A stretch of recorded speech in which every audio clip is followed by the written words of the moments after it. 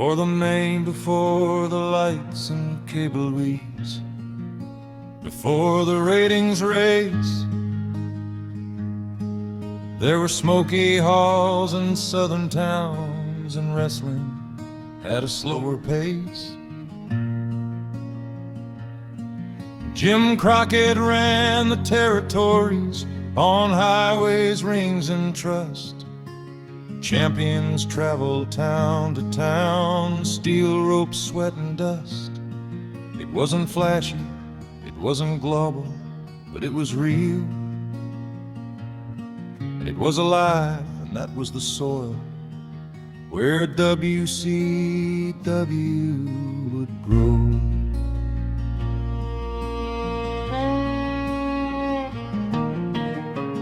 Ted Turner saw the future on a Saturday afternoon.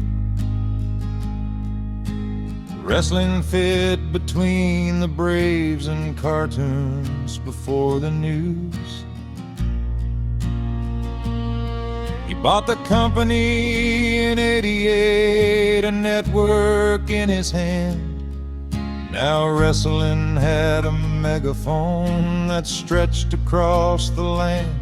They called it World Championship Wrestling, a name that sounded strong, but names don't run a company for very long. Money came easy, direction did not, and the office fought itself more than the fights in the ring.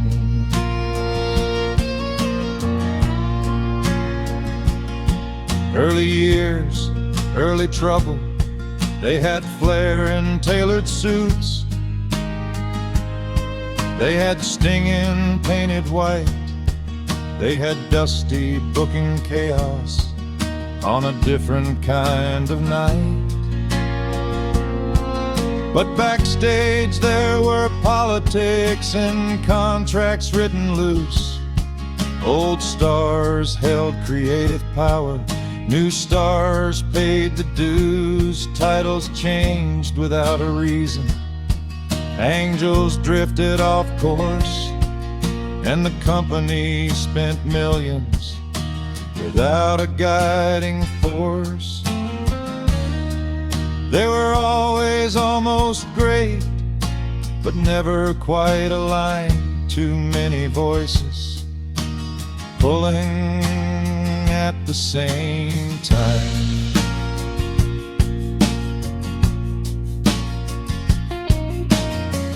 Then Monday nights went to war. In 1995, one show said entertainment, the other said we're alive. Eric Bischoff led the charge with Turner's money behind. He looked north to New York and said, this time we fight, live television, no tape delay. Bigger contracts and stars pulled away. The war wasn't subtle, it was loud in the proud. And for the first time WCW stood tall in the crowd.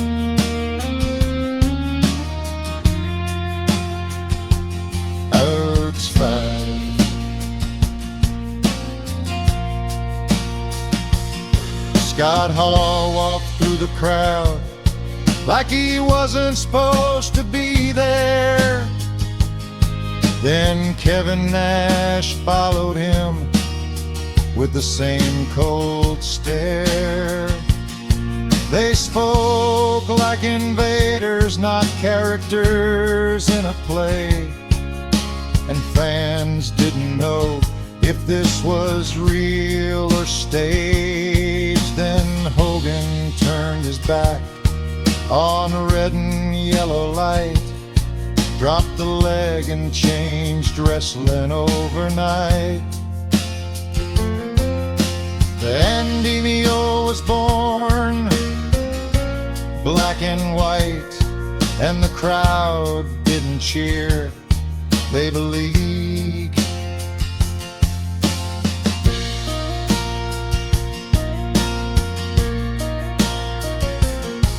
For 83 straight weeks, they won the ratings war. Nitro beat Raw again and again and more. Merchandise flew off shelves, crowds filled every seat. Sting watched from the rafters while the world held its breath. Goldberg went undefeated.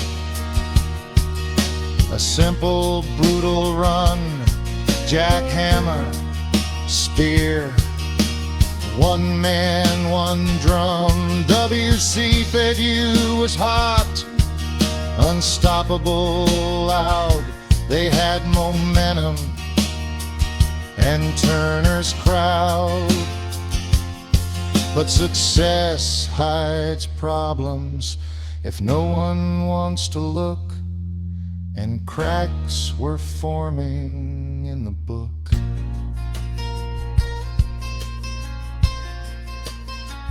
Here's 7 too many voices, creative control clauses,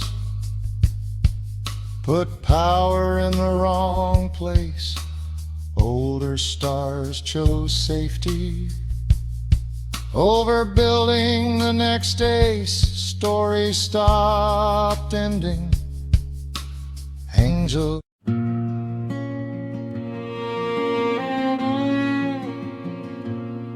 Before the name, before the lights and cable reads, before the ratings race, there were smoky halls and southern towns, and wrestling at a slower pace. Jim Crockett ran the territories on highways, rings, and trust. Champions traveled town to town, steel ropes, sweat, and dust. It wasn't flashy, it wasn't global, but it was real. And it was alive, and that was the soil where WCW would grow.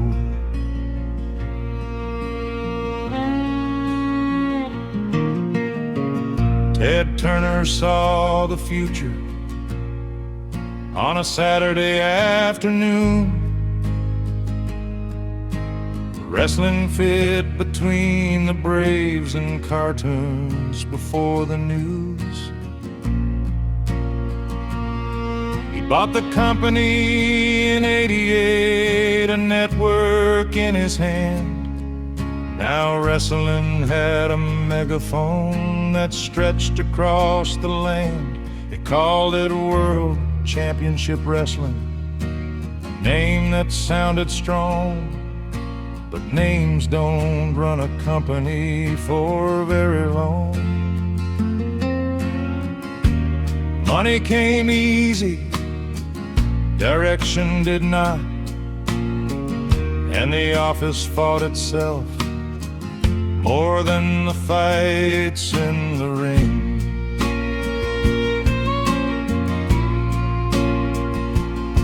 Early years, early trouble. They had flair in tailored suits. They had Sting in painted white. They had Dusty booking chaos on a different kind of night. But backstage there were politics and contracts written loose. Old stars held creative power. New stars paid the dues. Titles changed without a reason. Angels drifted off course, and the company spent millions without a guiding force. They were always almost great, but never quite aligned. Too many voices pulling at the same time.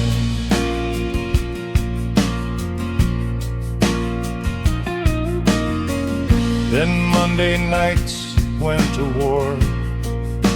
In 1995, one show said entertainment, the other said we're alive. Eric Bischoff led the charge with Turner's money behind. He looked north to New York and said, this time we fight, live television, no tape delay. Bigger contracts and stars pulled away. The war wasn't subtle, it was loud and proud. And for the first time, WC Preview stood tall in the crowd.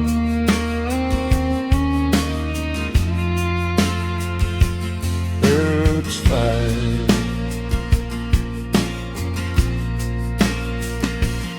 Scott Hall walked through the crowd like he wasn't supposed to be there. Then Kevin Nash followed him with the same cold stare. They spoke like invaders, not characters in a play. And fans didn't know if this was real or staged. Then Hogan turned his back on red and yellow light, dropped the leg and changed wrestling overnight. The NWO was born, black and white, and the crowd didn't cheer, they believed.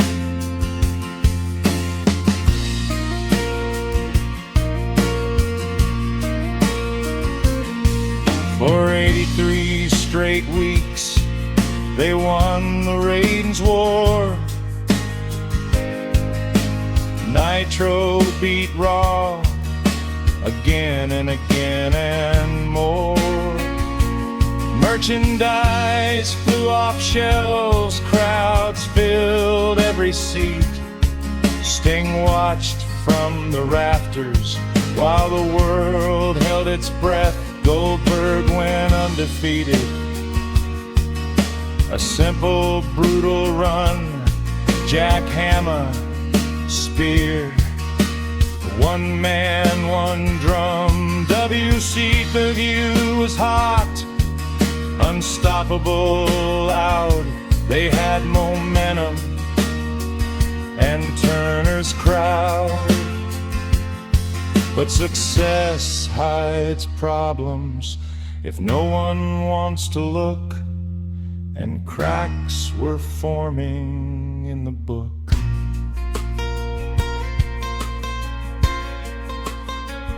Rush 7, too many voices, created control clauses, put power in the wrong place. Older stars chose safety over building the next ace. Story stopped ending. Angels never paid. Every victory meant nothing if nothing ever changed. Young talent waited. Ray, Eddie, Chris, and Dean, while the spotlight stayed frozen on the same old scene. Money kept flowing, losses ignored. No one asked what the plan was for tomorrow. They're safe to turn. The individual's blood and the pierces. Wolfpack, silver, black, stories ate themselves and never came back. Finger pawed the tomb, Crud's laughed.